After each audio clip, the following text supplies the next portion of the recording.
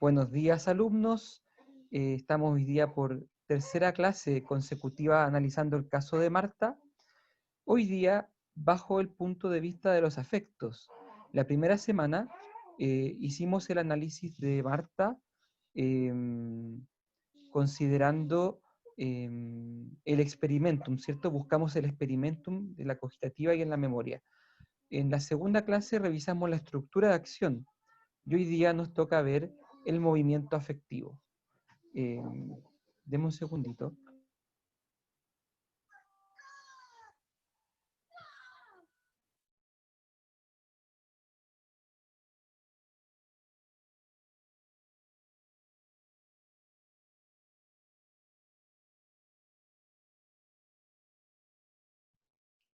Bien.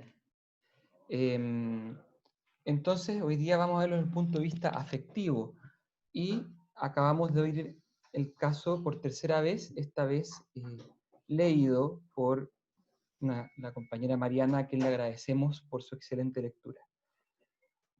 Fui marcando yo las emociones o afectos que me parecían más literales, más evidentes, ¿cierto? Marqué la tristeza, el gusto, que lo podemos entender como un amor. ¿Se acuerdan cuando hablábamos del amor como simple complacencia? Y eso decíamos, bueno, que me gusta, que me tinca, que me agrada. Gusto, angustia, vergüenza, tristeza, tensión. Quizás la tensión no, es un poco más indirecto. La tensión no es una emoción, ¿cierto? Pero hay emociones que incluyen tensión. Y está de nuevo el gusto acá. ¿Se me escapó alguno? ¿Alguien ve alguna otra emoción? ¿Algún otro afecto que aparezca en el relato?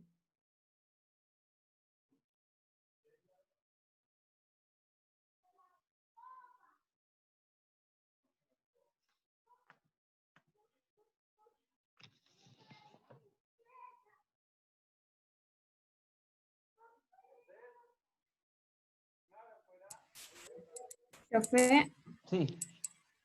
¿qué dijo de la atención y las emociones? ¿Hay emociones que incluyen atención? Algo así. Perdón, tensión. Atención. Tensión. Fíjense aquí en Dime, el profe. último párrafo dice poniéndose muy tensa. La tensión es una situación como corporal, ¿no? Eh, que puede darse en más de alguna emoción.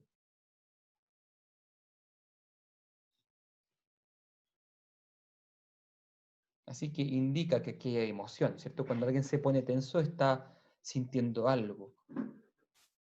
¿Hay alguna otra emoción o Profe, afecto? ¿Sí?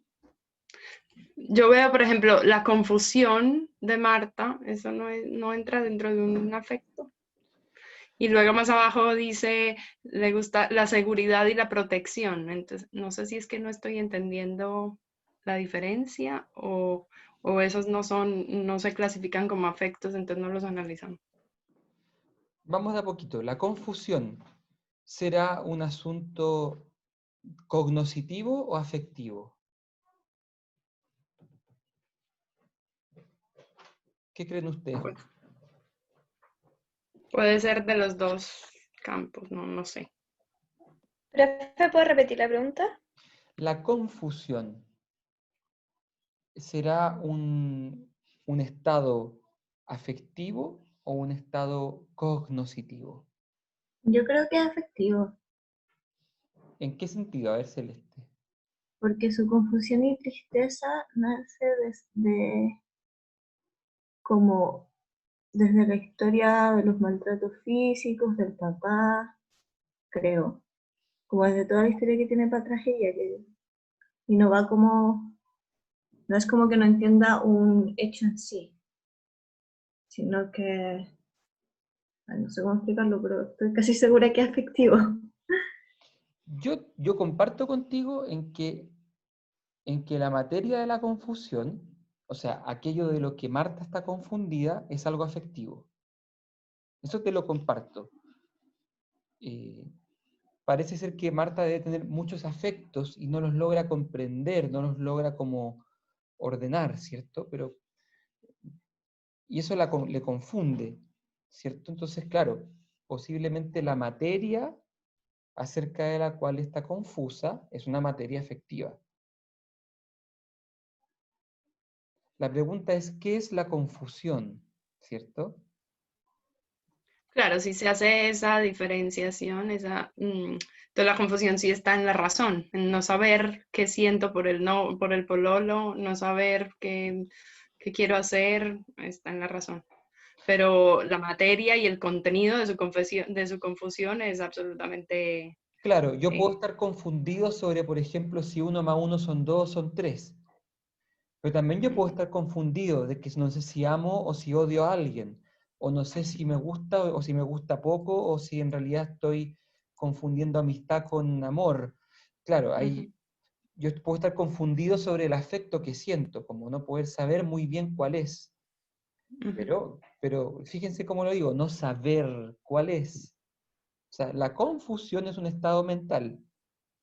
Lo que pasa es que puede ser acerca de afectos, ¿cierto? ¿Me explico mejor? Sí, ahí me queda claro. Por eso es Y que yo más diría, abajo dice ataques de llanto. Eso no es... sí, deliberadamente lo dejé fuera porque el llanto por sí solo es muy parecido a la tensión. ¿En qué sentido? Que el llanto no es una emoción, es una manifestación de algo, ¿cierto? Uno puede llorar de alegría, de tristeza, hay gente que llora de rabia, ¿cierto? Entonces, el llanto yo lo marcaría porque, digamos, es demasiado síntoma de confusión. Perdón, demasiado síntoma de afecto. Eh, pero, pero no sabemos qué afecto es, ¿cierto? Entonces, lo voy a marcar igual. Pero ¿se entiende por qué no es directamente una emoción? Sí, puede ser expresión de alegría o de tristeza. Puede Claro, ser lo mismo la tensión. expresión. Uno puede estar tenso porque está concentrado en algo mental, uno puede estar tenso porque le va a pasar algo malo, uno puede estar tenso porque lo traicionaron. Hay muchos motivos para estar tenso. Lo mismo que muchos motivos para llorar. Pero angustia es una emoción. Gustar la seguridad y protección, el gusto por la seguridad y protección es una emoción. La tristeza es una emoción. Entonces podríamos decir que directamente las emociones literales son tristeza, gusto, gusto, angustia, vergüenza, tristeza y gusto. Y las manifestaciones directas serían tensión, vamos con uno azul, ¿cierto? Y llanto.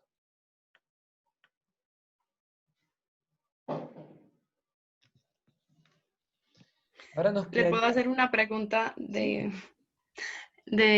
o sea, de la otra clase, que es que me ha quedado la duda que nosotros no hemos hecho la distinción entre afecto, emoción, sentimiento. Simplemente definimos los afectos, pero todos los otros, pues yo entiendo que hay unos que tienen una manifestación corpórea, otros que son pasajeros, o no sé si es que me perdí algo de la materia. No, hasta ahora no hemos visto la distinción entre lo que es un sentimiento, de lo que es un afecto, de lo que es una emoción, de lo que es una pasión, de lo que es... No, no la hemos visto hasta ahora. Estamos tratándolo como si fueran sinónimos y sin ningún problema. Lo estamos tratando como afectos en general. Ya, ok, gracias. Emociones directas, las que están relacionadas con la tensión y con el llanto, ¿cierto? Podríamos llamarle emociones implícitas, para porque las de arriba eran explícitas. Y ahora podemos también decir emociones supuestas. Aquí hay otro grado, ¿cierto? Porque, por ejemplo,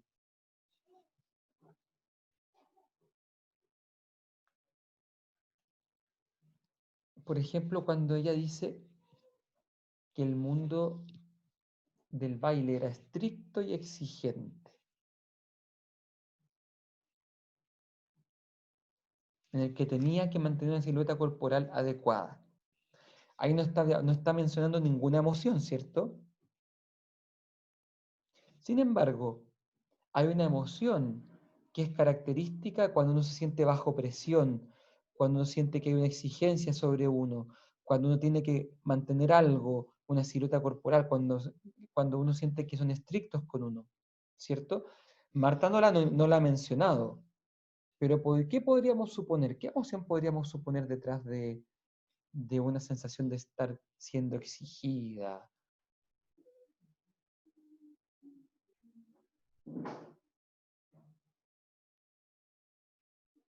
Estrés. ¿Y el estrés qué emoción es?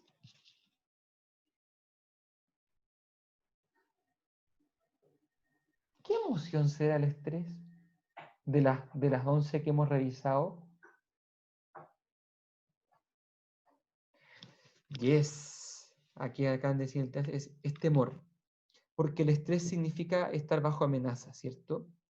Y el temor es lo mismo, estar bajo amenaza.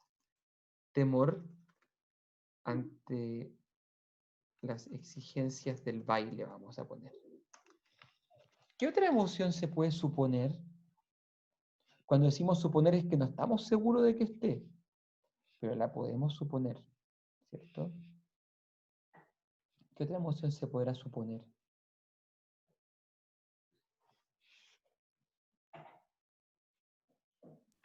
Por ejemplo, en la lesión que tuvo, que no se cuidó y que le llevó a abandonar el baile, pues que tenía dolor. ¿Te refieres a dolor como corporal o a dolor como interior? Los dos, en verdad, porque sí tuvo una lesión en el pie y luego el tener que abandonar también le dio dolor. Es como una especie, bueno, el dolor, vamos a ver después la diferencia por el dolor exterior y el dolor interior que se le llama tristeza, ¿cierto? Entonces, dolor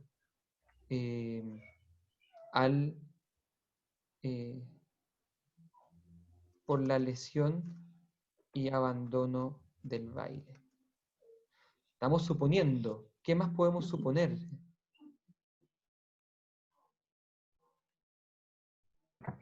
Tengo una duda. Una sola, qué bueno. El enamoramiento, entre comillas, que tiene Marta podría contar como una emoción supuesta, porque en realidad ni siquiera ella está segura si lo está o no. No sabemos si está enamorada. Ni siquiera ella sabe. Así que es más difícil de suponer.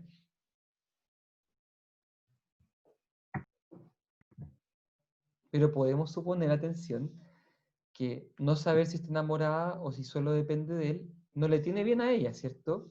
¿Cómo se siente alguien cuando no sabe si está enamorado o si solo depende? ¿Qué sensación o emoción puede producir eso?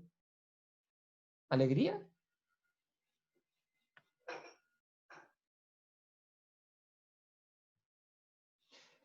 Es confusión. Ya dijimos que la confusión se da a un nivel mental. Pero, ¿cómo se siente la confusión cuando uno está confundido? ¿Qué siente? ¿Qué emociones le vienen a uno cuando está confundido por algo tan importante como la relación de pareja? Frustración, ¿sí? Eso es parecido al enojo. Ansiedad uno puede sentir por querer responder lo que uno está viviendo, por querer como descubrir qué es. Pongamos ambas, pues, frustración o ansiedad por no saber si está enamorada. ¿Qué otra emoción se puede suponer? Profe, Diga. cuando habla respecto a su futuro y que tal vez en algún momento cambiará, puede ser como esperanza de que se dé eso. Eso, esperanza ante la posibilidad de realizarse en lo profesional, por así decir.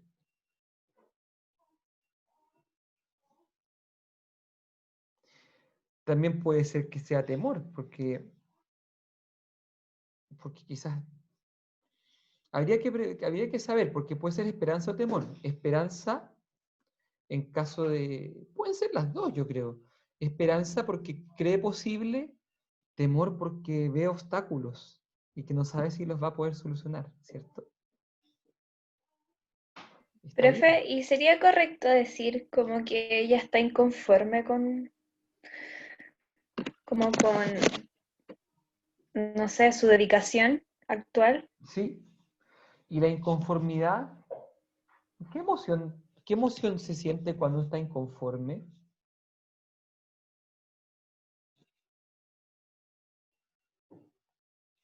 Frustración, ¿no?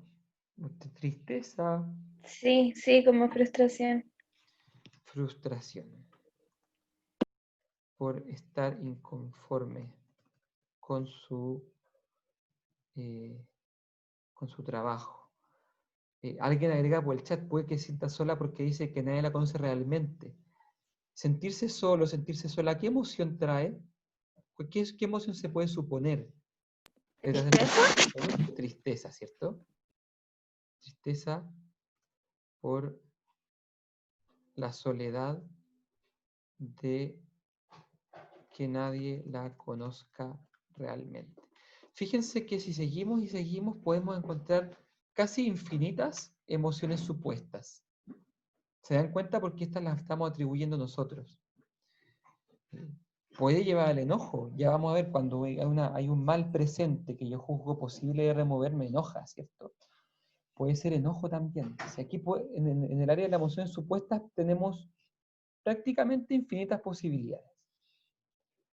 Las emociones explícitas son las más delicadas porque no podemos inventar emociones explícitas. O sea, o están puestas en el texto o no están puestas. Y las implícitas, bueno, nos falta aquí, ¿cierto? ¿Cuál es la emoción que se puede desprender de la tensión? Cuando uno está tenso, ¿qué emoción suele ser la que acompaña a la tensión?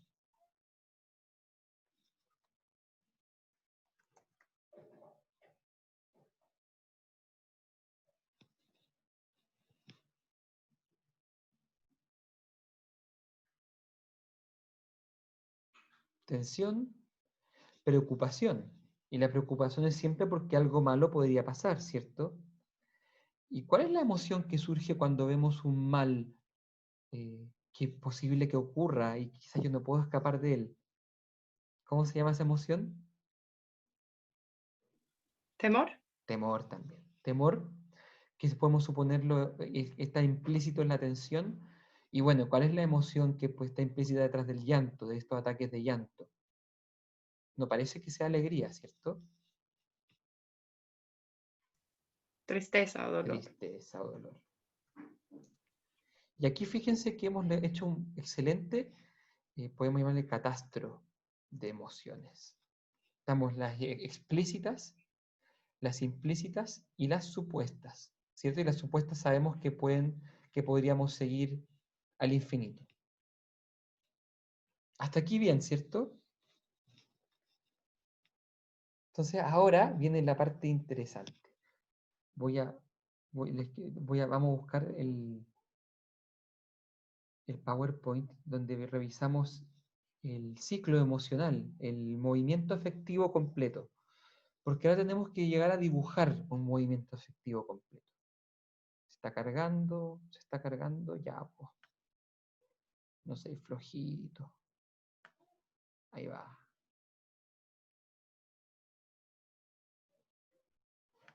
No, ahora sí, vamos.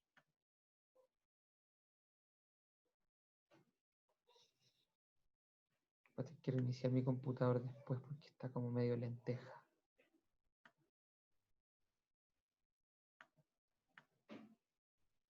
Ahora sí se los voy a compartir.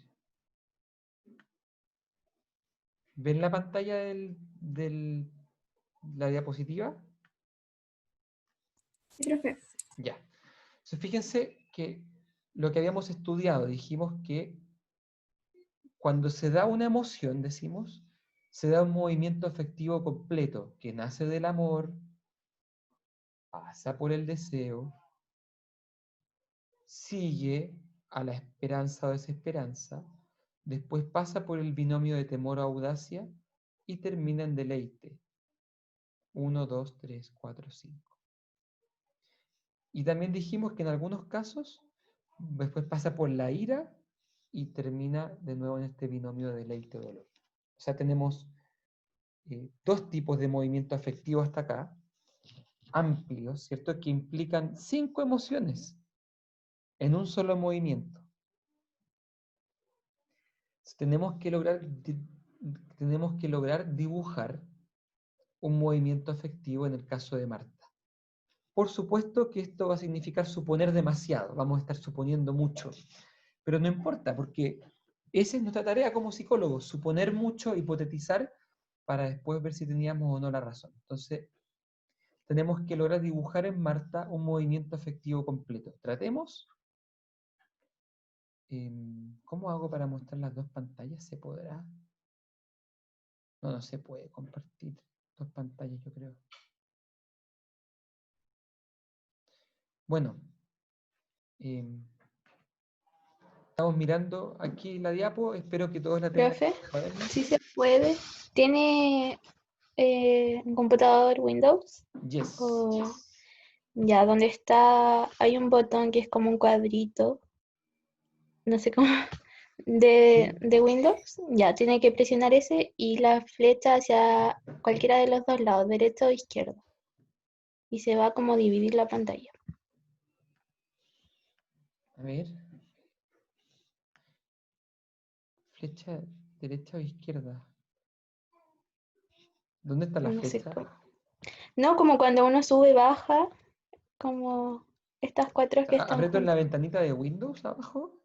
Sí, y pincha en el teclado de la flecha hacia la derecha o izquierda. Pincho en el teclado. ¿Con el dedo?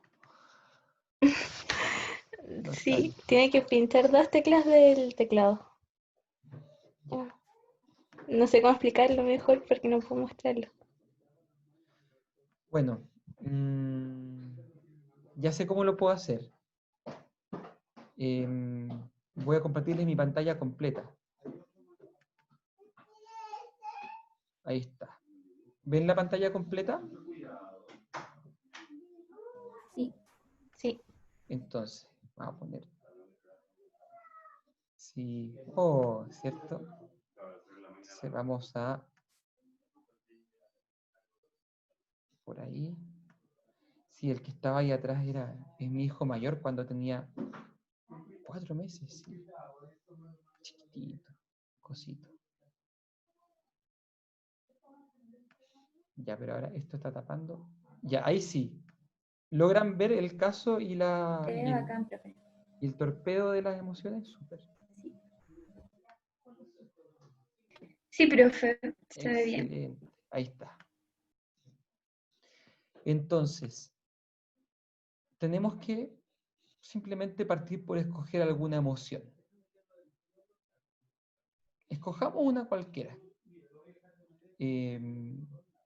Por ejemplo, esta tristeza acá.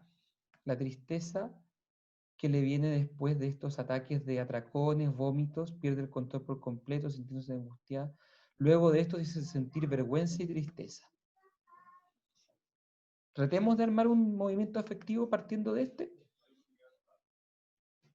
Entonces, esta tristeza va a ser, ¿qué número sería acá la tristeza? ¿Qué número corresponde? ¿El 5? El 5. O sea, esta tristeza es la última parte del movimiento afectivo. ¿Cierto? Le viene luego luego de estos ataques en que pierde el control por completo. Entonces, vamos un poquito para atrás. ¿Qué sentirá? Entonces, la tristeza es por los ataques, es porque le vino un ataque. Entonces, a ver, decía, vamos a armar aquí una cosa, tristeza. ¿Por qué? ¿Cuál es el mal? El mal presente es por haber tenido un ataque. ¿Cierto? Un episodio. Aquí no le llama ataque, le llama un episodio de atracones y vómitos. ¿Cierto? Que sin control. Esto es lo que a ella le pone triste, ¿cierto? Que le venga este episodio de atracones. Vamos al número anterior. ella tiene temor o siente audacia respecto de la posibilidad de que le venga un episodio.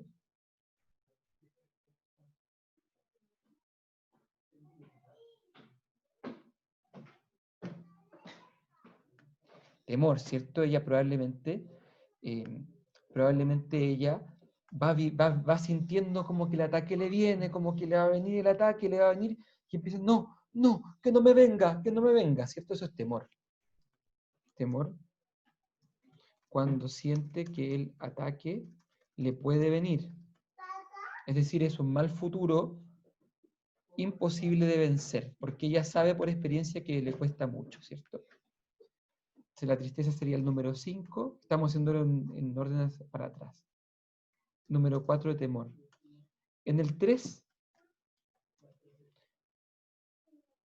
¿qué sentirá ella? ¿Sentirá esperanza de sanarse de esto de los episodios de atracones? ¿O estará media desesperanzada? ¿Sabes? Como que en realidad no, es algo de lo que no me puedo librar. ¿Qué creen ustedes? ¿Marta está más bien esperanzada en que va a poder superar los atracones o está desesperanzada respecto de los atracones? Yo creo que Desesperanza. desesperanza. Aquí se puede argumentar de dos maneras. Alguien puede decir que es desesperanzada porque le viene desde los 16 años, entonces lleva 7 años, ¿cierto? Sintiendo atracones y sin poder hacer nada. Otra persona podría decir que está esperanzada porque por algo va a la terapia. Ah, si no fuera la terapia, no tendría ni siquiera o sea, si va a la terapia es porque algún grado de esperanza tiene, ¿cierto? ¿Qué tal? ¿Cómo les quedó el ojo? Pero no va a la terapia, o sea, aún no lo sabemos en verdad. Pero supongo que no va a la terapia directamente por los atracones, sino como por un conjunto Estamos de más suponiendo, cosas. estoy suponiendo, estoy jugando, ¿cierto? Estoy jugando Ya. a que estos son todas suposiciones porque nada de esto está aquí, ¿cierto? Ella no dice en ninguna parte que siente esperanza o desesperanza, pero podríamos argumentar para los dos lados, ¿cierto?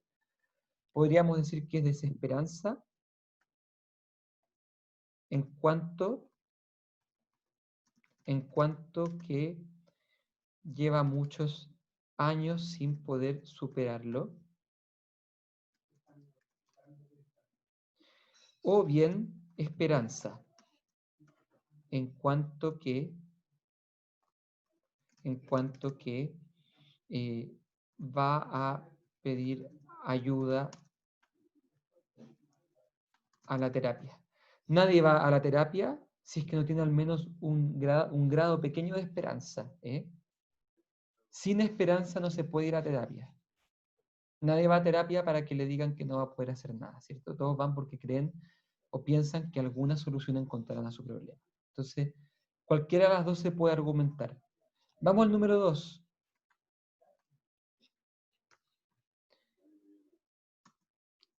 ¿Habrá deseo o rechazo respecto de este tema de los atracones y vómitos, de los episodios de atracones?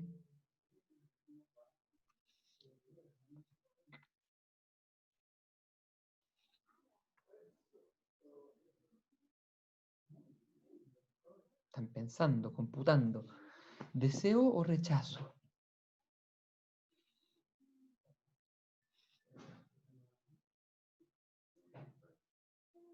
Mucho silencio. Obviamente yo al tiro pienso que el internet se me cayó, pero no. Mira, rechazo dice uno de los dos, rechazo. Claro, aquí hay que decir que también hay que distinguir que hay deseo en cuanto a un aspecto y rechazo en cuanto a otro, ¿cierto? Rechazo, debe haber rechazo hacia, por ejemplo, engordar. Engordar. También puede haber rechazo hacia sentirse, hacia la pérdida de control,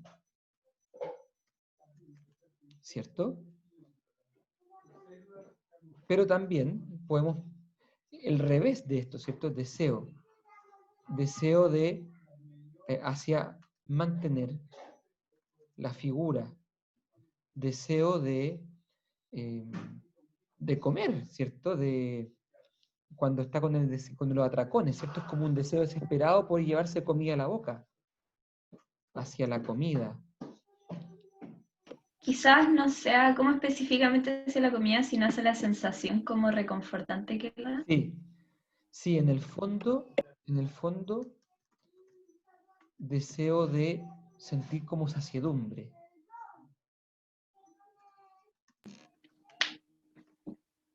¿Cierto? De respirar, ¿cierto? Fíjense que estamos delineando un movimiento afectivo bien completo, incluso complejo. Y en el 1, ¿qué dirían ustedes? Respecto de esto de los atracones y vómitos. ¿Amor u odio?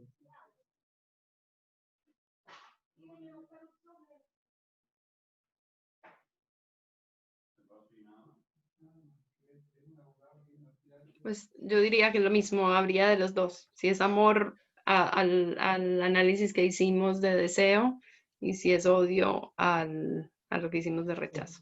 Aquí, mira, entonces había que decir que el odio, por ejemplo, el rechazo es a engordar, ¿cierto? Pero odio a la gordura, ¿cierto?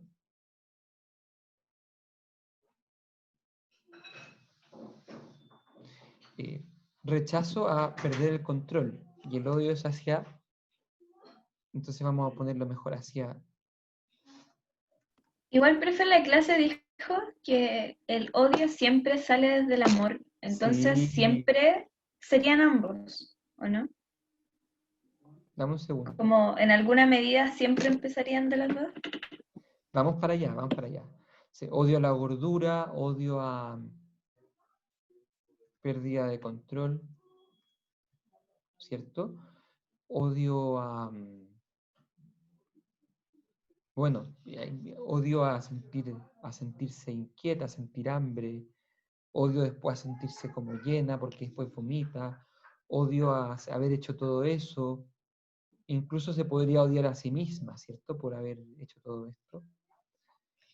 Se puede postular todo eso. Y amor, por la delgadez, ¿cierto? El revés. Por el autodominio. Pero más profundamente, amor por sí misma, ¿cierto? El amor siempre se puede postular amor por sí misma. Porque ese amor por sí misma, es el que la lleva a querer estar delgada, a dominarse, a dominar sus impulsos, etcétera, etcétera, ¿cierto? Entonces, el amor por sí misma vendría siendo de manera como más profundamente hablando la causa de todo movimiento afectivo. Si ella no se amara, le daría lo mismo ser gorda. Y si le diera lo mismo ser gorda, probablemente no vomitaría, ¿cierto? Ni perdería el control. Sí, yo creo también que si no se amara no estaría en terapia en primer lugar, Además, pidiendo ayuda. entonces atención, uno siempre en este tipo de análisis debería tratar de reconducir todo a que en un principio hay amor por ella misma y que ese amor por sí misma es el que la lleva a todo lo demás. Claramente, además, hay un cierto amor desordenado por sí misma, ¿cierto? Porque como sugiere alguien en el chat, ¿cierto? Además hay amor desordenado por sí misma, en tanto que, siempre hay que poner en tanto que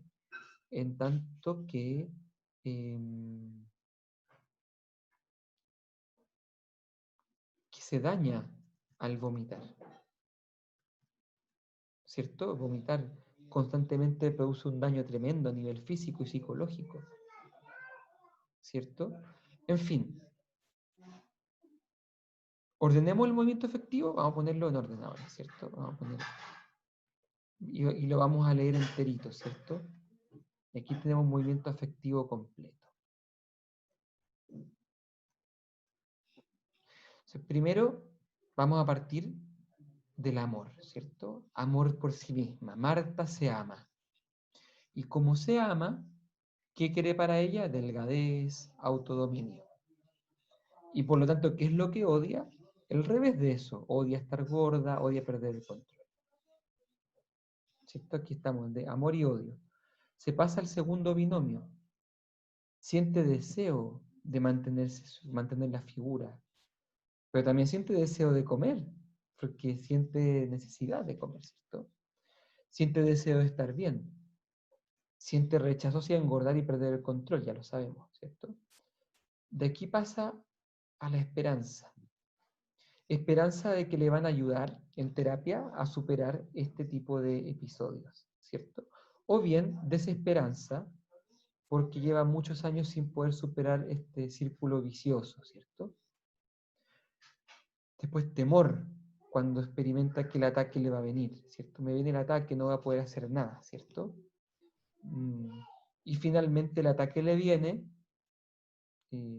lo que tanto temía, el mal se hace presente, ¿cierto? O sea, le temía la ola, pasó la ola, ¿cierto? El mal llegó y entonces lo que sentí no fue deleite, sino dolor.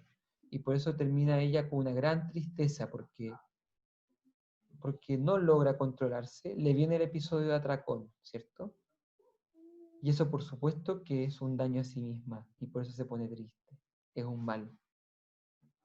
Y se completa el movimiento afectivo completo. Partimos del amor a sí misma, pasamos por el deseo de estar bien, de tener buena figura,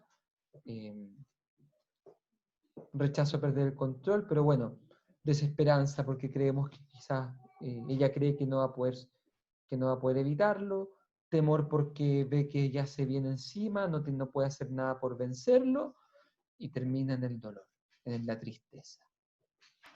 Profe, tengo una duda. Sí, ¿Por qué el amor a sí misma es el que la lleva a querer estar delgada? No entendí bien eso.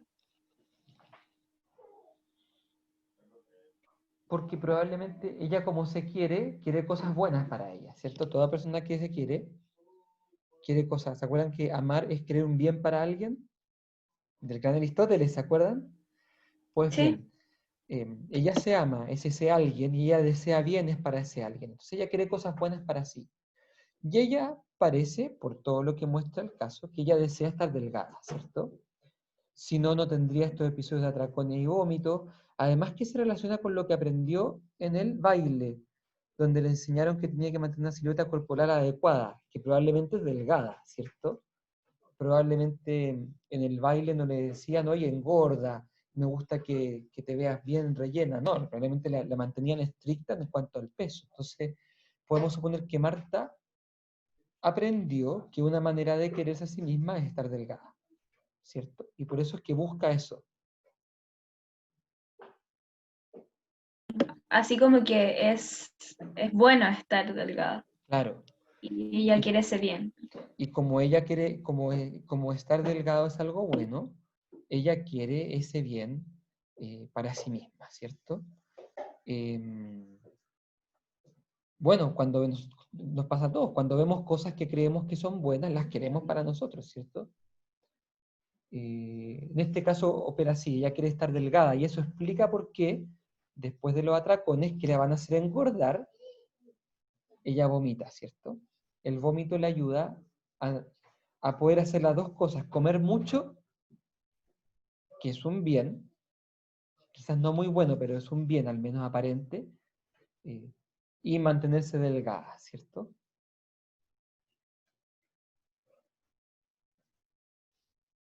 ¿Cómo Sí, vamos hasta profe. acá? ¿Qué les parece? Hemos dibujado un movimiento afectivo completo.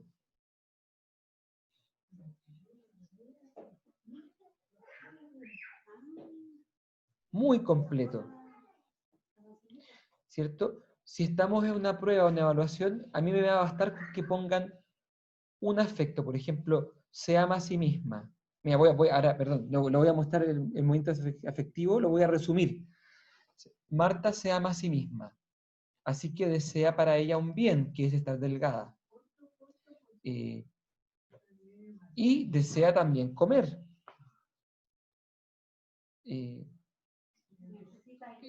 y hay una contradicción, ¿cierto?, entre comer y estar delgada. En fin, podemos decir que tiene esperanza en sanar de sus episodios de atracones, por eso va al psicólogo, pero tiene temor cuando le llegan, porque no puede soportarlo, no puede manejarlo, ¿cierto?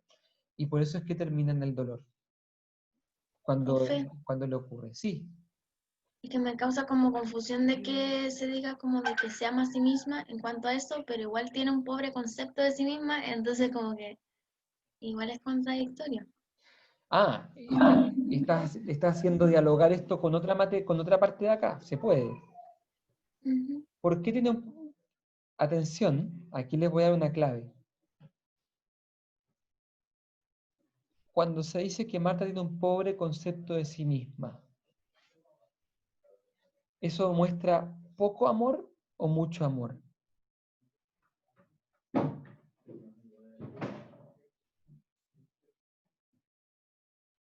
¿Poco o no?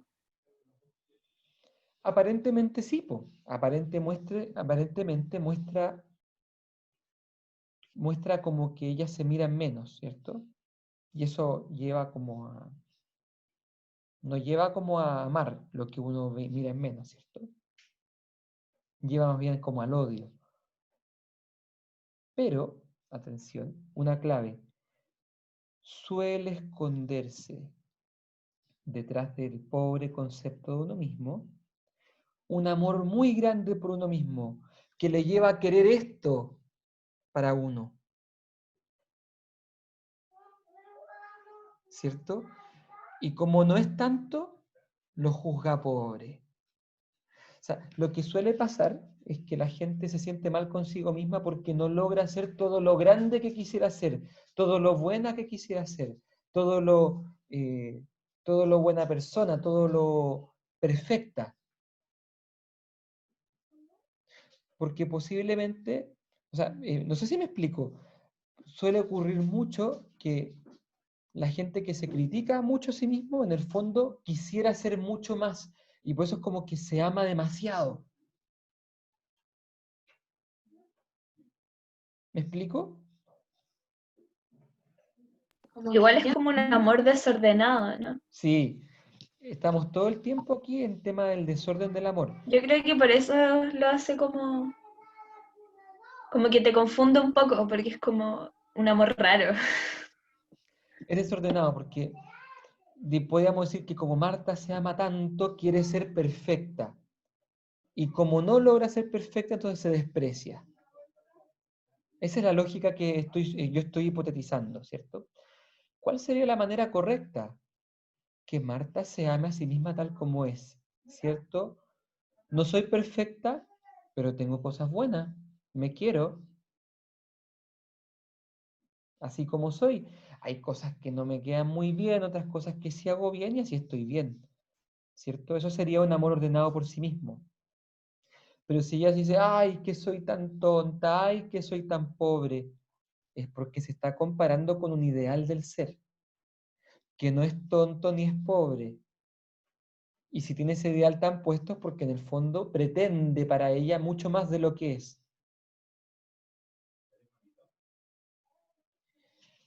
¿Se entiende? Yo sé que es un poco enredado, pero lo que quiero decir es que muchas veces detrás del bajo autoconcepto, lo que se esconde es una pretensión de perfeccionismo muy alta. Ambas cosas son amor desordenado por sí mismo. Profe, Ujú. entonces ella tiene amor a sí misma por el hecho de, ¿cómo se llama? De querer estar delgada porque ella cree que estar delgada es un bien para ella. Sí, Y como ella cree eso, quiere lo mejor para ella, que sería ese bien, que para nosotros no sería algo bueno, pero para ella sí, y por lo tanto lo hace. Y por eso es amor propio, ¿o no? sí. Sí, además, bueno, vamos a ver la materia que viene la próxima semana, vamos a ver no, o en 2 semanas más parece ya, vamos a ver de que nadie se puede odiar a sí mismo de manera absoluta, que en el fondo uno siempre se ama. Lo que pasa es que uno puede indirectamente odiarse porque uno no cumple con el estándar que uno quiere, porque el deber ser es demasiado fuerte, pero en el fondo uno siempre se ama. ¿cierto? Si uno no hay que tener miedo de que con todos los pacientes partir de la idea de que el paciente se ama a sí mismo. Quizás desordenadamente sí. De hecho, fíjense, aquí alguien me comenta, por eso mismo Marta no se llena, porque a pesar de su excelente trabajo quiere ser mucho más, quiere más, está insatisfecha, ¿cierto? Si ella se quisiera, podría celebrar que tiene un buen trabajo, es decir, estoy contenta con lo que tengo. Si se da más, qué alegría. Si no, está bien también. Qué complejo. En fin, hemos visto un movimiento afectivo completo. Yo sé que es cuestionable, yo sé que aquí hemos supuesto muchas cosas, pero para los fines nuestros esto es suficiente, ¿cierto? Nos basta con suponer, siempre que supongamos lo avisemos, ¿cierto? Aviso que estoy suponiendo, supongo. Estimados, hemos visto recién un movimiento afectivo completo. Lo voy a sacar aquí voy a dejar de compartir esta pantalla completa. Lo vamos a poner aquí al final.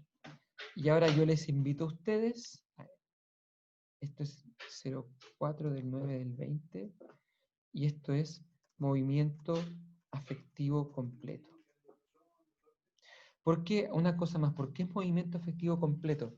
Porque no son 5 emociones, no es que este amor se esté como desconectado del deseo, desconectado de la desesperanza, desconectado, sino que es como un solo movimiento, ¿cierto? Que partiendo de este amor se mueve hacia el deseo, hacia la desesperanza, llega al temor y termina en el dolor.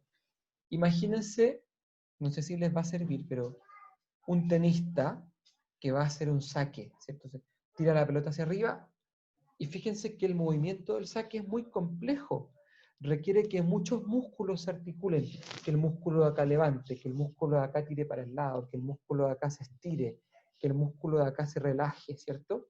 Entonces, cada músculo cumple su función y cuando cada músculo hace lo suyo, el saque, ¡pum!, es un buen saque. Del mismo modo, cada músculo, digamos, cada afecto hace aporta su granito de arena. El amor por sí misma, el deseo por estar flaca, la desesperanza por pensar que no va a salir nunca este problema, el temor a que le va a venir y finalmente el dolor de que le ocurre lo que tanto temía que pasara. Entonces, quiero decir que lo que está sintiendo Marta es producto de toda esta multiplicidad de emociones, como si fuese un solo movimiento afectivo que pasa por todas ellas. ¿Se entiende? No es que postulemos 5 emociones dispersas, estamos postulando un solo movimiento que tiene una unidad. ¿Ok? Dicho esto, me gustaría invitarles a que ahora ustedes propongan un movimiento afectivo completo. Ya no con el tema de los vómitos, de los episodios de atracón. Podría ser respecto del padre, podría ser respecto de la madre, podría ser respecto del baile, podría ser respecto de su trabajo, podría ser respecto de la relación de pareja. Podríamos elegir cualquier tema y podríamos dibujar un movimiento afectivo completo hipotético, ¿cierto?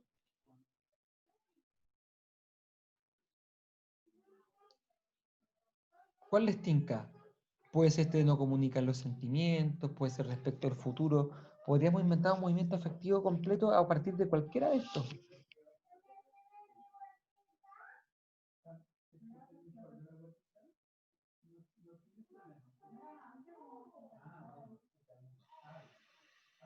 ¿Cuál elegimos?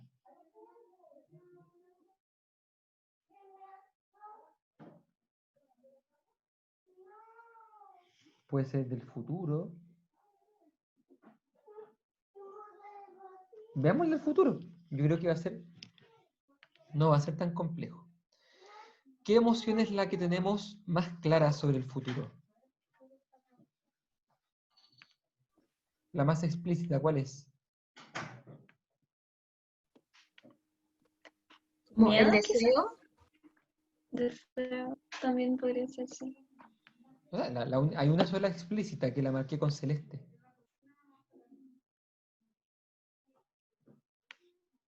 El El amor, gusto. el gusto. El gusto por el arte, ¿cierto? Entonces, uno, amor por el arte. ¿Cierto? Ella ama el arte. Y podemos suponer, ¿cierto? Y podemos además suponer que se ama a sí misma, como ya dijimos. Y por eso ama el arte como algo bueno para sí misma. ¿Cierto? Aquí tenemos dos amores, amor por sí misma y amor por el arte. De este amor por sí misma, de este amor por el arte, ¿qué surge? ¿Deseo o rechazo?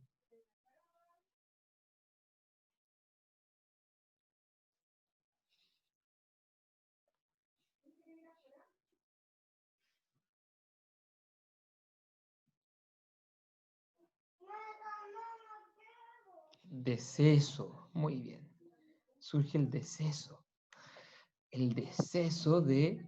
¿De qué sería el deceso? De...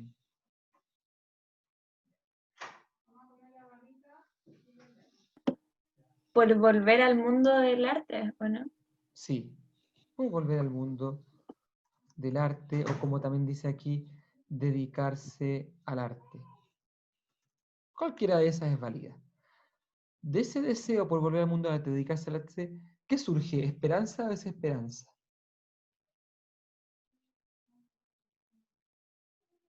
Esperanza. ¿Cuál es su esperanza? ¿Cierto? Poder trabajar en eso. De lograr. Pongo la palabra lograr porque estamos hablando de un bien arduo, ¿cierto? Una cosa es, ay, qué rico sería trabajar en el arte y otra cosa es lograr con esfuerzo, lograr dedicarse al arte, ¿cierto? Es como un logro. Pero luego, ¿qué surge? ¿Ella siente audacia? ¿La vemos dispuesta a dejarlo todo para dedicarse al arte? ¿O está más bien como con temores? ¿Temor o audacia? Cuando ella ve que esto del arte es difícil, que hay muchos obstáculos. ¿Estos obstáculos a ella le dan temor ante los obstáculos o ella siente ganas de enfrentarlos? Esta es la clave. Está el obstáculo, atención, tiene la esperanza de dedicarse al arte, pero ve obstáculos, ¿cierto? El obstáculo, por ejemplo, de cambiarse a una profesión que es menos segura, que de hecho quizás ni siquiera es un título profesional, el hecho de acordarse que ya fracasó una vez con el tema del arte, cuando se dedicó al baile, etc. Ve obstáculos. La pregunta es, ¿ella siente como, sí, qué rico, los voy a enfrentar? ¿O está como reticente? ¿Cierto? Ve los obstáculos y dice, yo creo que temor, ¿no? Todos dicen por aquí por el chat temor. Temor ante los obstáculos que surgen para dedicarse al arte, como por ejemplo el tema económico, el recuerdo de su fracaso en el baile, etc. Temor a dejar su trabajo seguro, donde siente seguridad, ¿cierto? Esto estamos suponiendo, ¿cierto? Y ahora bien, puede tener miedo, temor a lesionarse de nuevo, podemos inventar miles de temores, ¿cierto? Pero es más bien temor, ella no se le ve como, de todas maneras decidí, mañana dejo mi trabajo, me enfrento a esto, no está así, ¿cierto? Y tenemos que terminar el punto 5.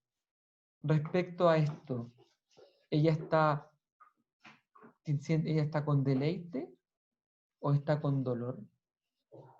¿Ella está triste o está alegre? Dolor.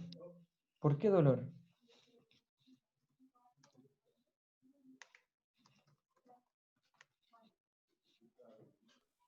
Porque aún no posee ese bien. Claro, no poseerlo significa que es un mal, ¿cierto? Dolor porque, ¿cómo podríamos decirlo? Porque al final del día eh, no está trabajando en lo que más ama, ¿cierto? O sea, más allá de todo que ella desea, le gustaría, bueno, al final del día ella tiene que ir a trabajar como secretaria y no le gusta, ¿cierto? Al final del día estoy diciendo como diciendo en la vida real, ¿cierto? Al final en el presente no está trabajando en lo que ama. Y eso le trae tristeza, ¿cierto? Ella dice, eh, no puede seguir como secretaria, ¿cierto? No puede seguir es porque está triste, ¿cierto? Entonces, hay tristeza porque al final ella no se está dedicando a lo que ama todavía. ¿Qué les parece?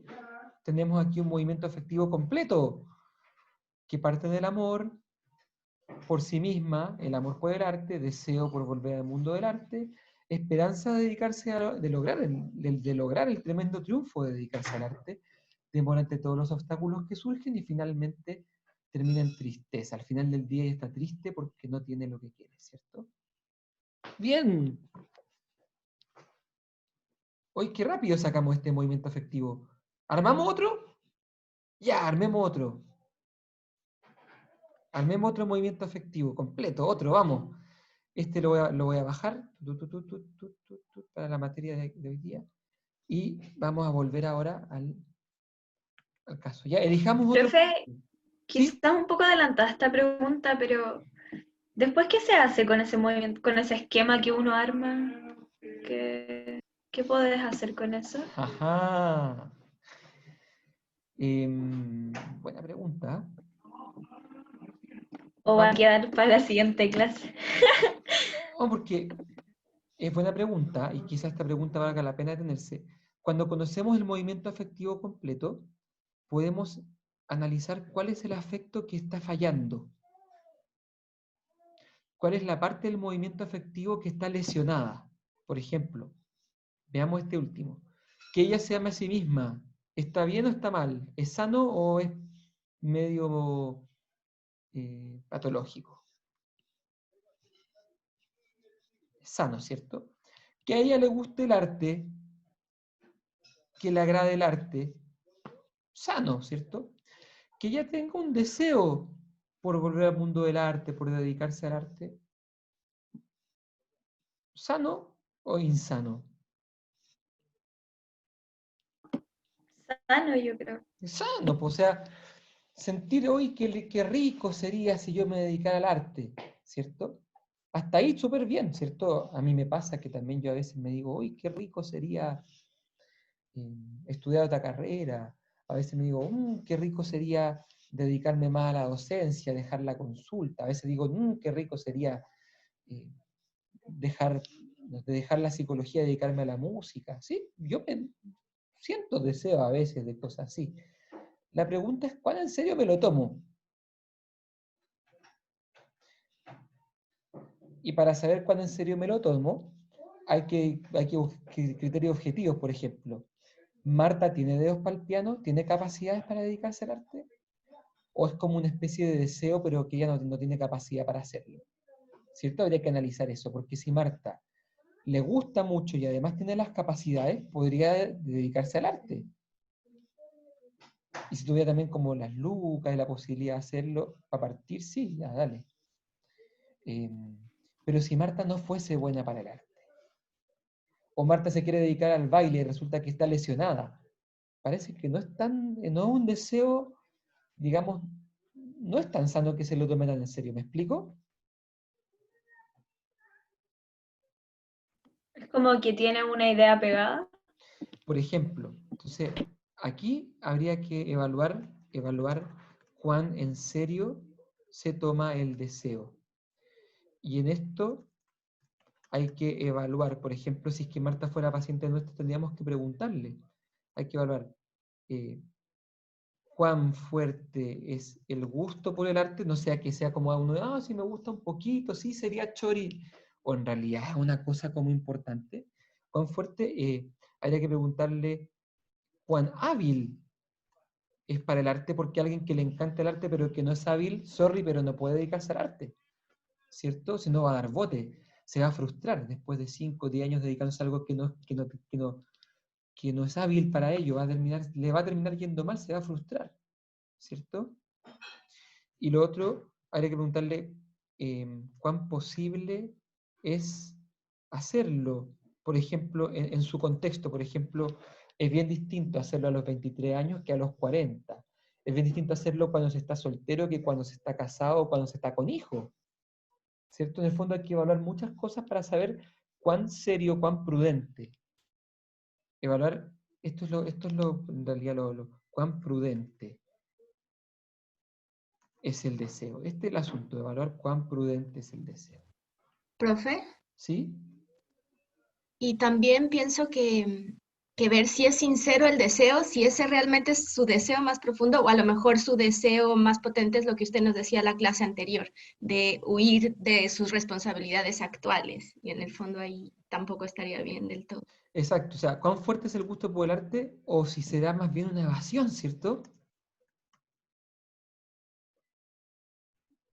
Cuán hábil es para el arte o si acaso se sobrevalora, ¿cierto?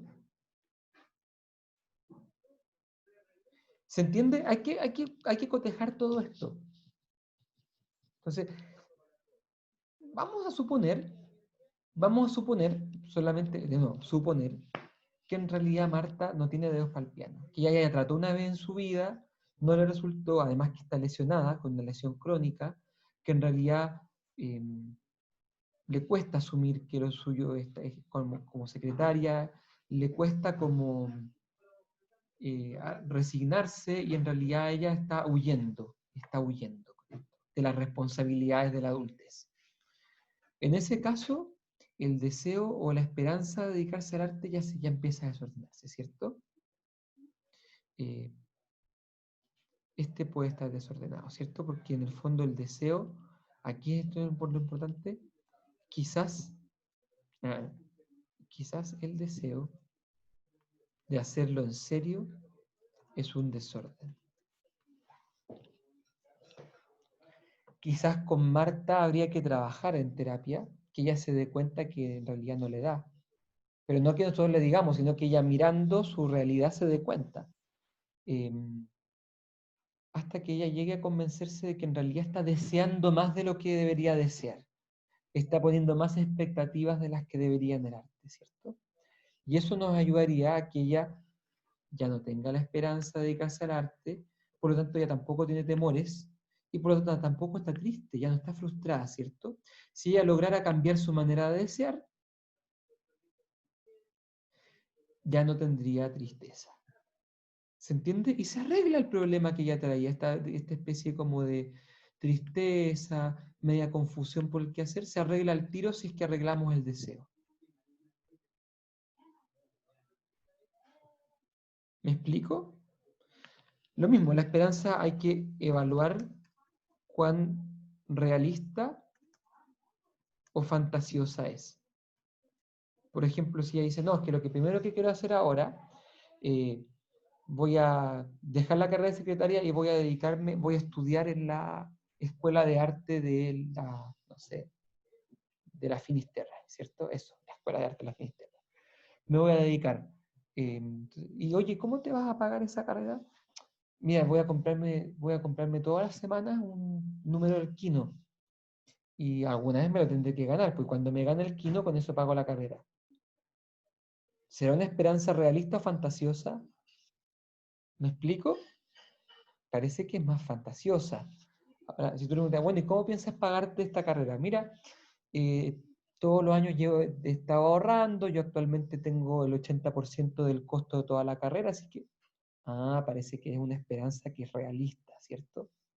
Entonces, fíjense que hay que ir evaluando cada emoción. Luego hay que evaluar el temor, por ejemplo. Si el temor, evaluar cuán realista o fantasioso es el temor. Por ejemplo, si ella teme a lesionarse de nuevo, ¿eso será realista o fantasioso?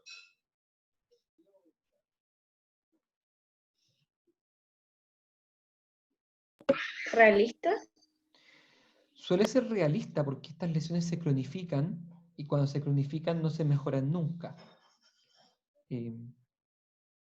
Claro, ¿en qué caso sería fantasioso? Si es que ella dijera, yo no me quiero dedicar al baile, yo me quiero dedicar al arte. Cuando digo al arte me refiero a la pintura. Ya, entonces, ¿por qué tienes miedo que te lesiones si la lesión era bailando? No, es que si me lesiono cuando estoy pintando, me lesionara aquí me lesionara la muñeca. Pero, ¿cómo te va a lesionar la muñeca? No, pues si una vez me lesioné ya el cuerpo, ¿por qué no me voy a lesionar?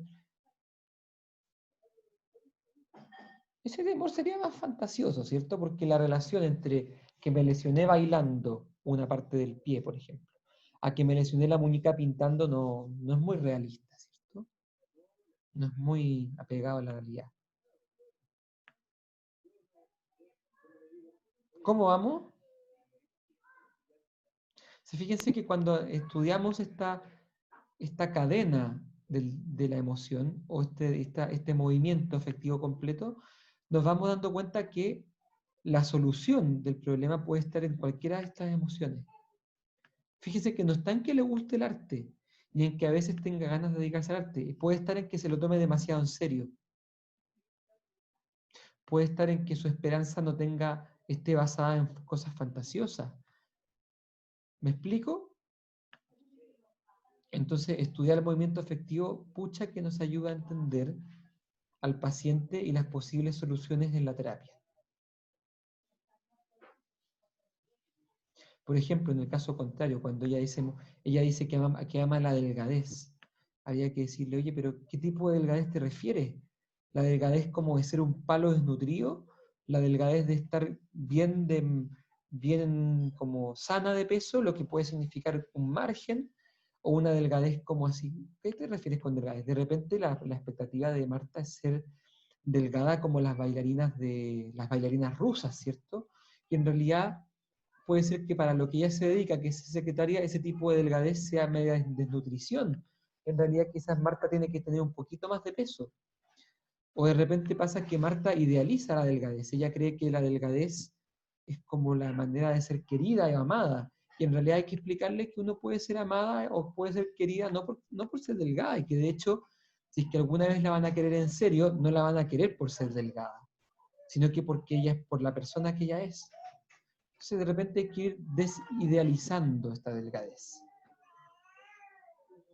Me voy explicando por qué es importante esto del movimiento afectivo, porque nos da demasiada riqueza de análisis. Y porque entendemos que este atracón, este vómito, por ejemplo, se podría solucionar cambiando la idea de delgadez. Si yo cambio la idea de delgadez o hago que ella la saque de la idealización, deje de ponerla, de diosificar la delgadez, probablemente ella no va a sentir más, o sea, no va a llegar nunca más a los atracones. Porque este deseo exagerado de delgadez puede ser la causa de que ella llegue a vomitar, ¿cierto? Y ahora sí, estamos llegando a la hora, nos tenemos que despedir, no vamos a hacer otro análisis, pero sí hemos visto por qué es importante hacer este análisis del movimiento afectivo completo. ¿Dudas, preguntas, consultas? ¿O nos vamos a almorzar? Profe, esto lo va a subir, ¿cierto? Yes. ¿F? Ahí. Sí, voy a subir este Word, sin duda. Bien. Gracias. Chao. Ahí vamos a compartir. Ha sido un susto, espero que hayan aprovechado harto y nos vemos el miércoles. Chao, Chao, chao. profe, cuídese. Ah, profe, que esté bien.